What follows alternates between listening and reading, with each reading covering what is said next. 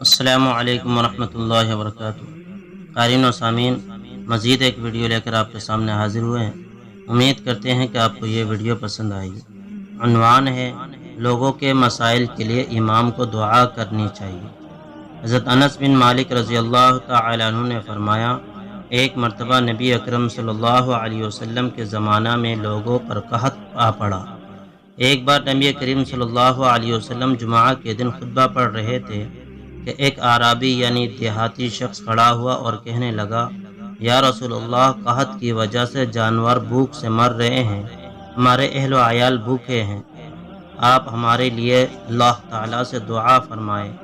چنانچہ حضور صلی اللہ علیہ وسلم نے اپنے دونوں ہاتھ مبارک دعا کے لیے اٹھائے، حالانکہ اس وقت آسمان پر کوئی بھی بادل کا ٹکڑا نہیں تھا، لیکن رب ذوالجلال کی قسم، رحمت دو عالم صلی اللہ علیہ وسلم نے ابھی دعا ختم نہ کی تھی اور نہ ہی اپنے ہاتھ نیچے کیے تھے کہ پہاڑوں کی طرح بڑے بڑے بادل ظاہر ہوئے، اور نبی صلی اللہ علیہ وسلم ابھی ممبر سے نیچے بھی نہ اترے تھے کہ پانی برسنا شروع ہو گیا اور آپ کی داڑھی مبارک بھی پانی سے تر ہو گئی۔ غرض رحمت الہی کا ایسا نزول ہوا کہ پورا دن بارش ہوتی رہی، اس سے اگلے دن اور پھر پرسوں ترسوں، یہاں تک کہ دوسرے جمعہ تک، یعنی پورا ہفتہ بارش ہوتی رہی۔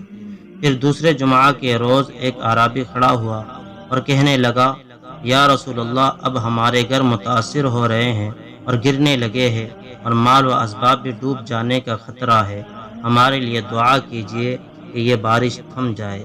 رسول اللہ صلی اللہ علیہ وسلم نے اپنے دونوں ہاتھ اٹھائے اور دعا کی، یا اللہ، ان بادلوں کو ہمارے ارد گرد علاقوں پر برسائیے اور مزید فی الحال ہم پر نہ برسائیے۔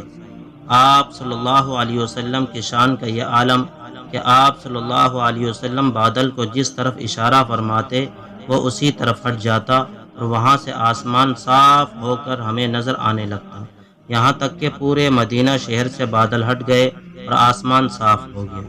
سبحان اللہ۔ مفہوم حدیث صحیح البخاری۔ جزاک اللہ خیر و احسن الجزا۔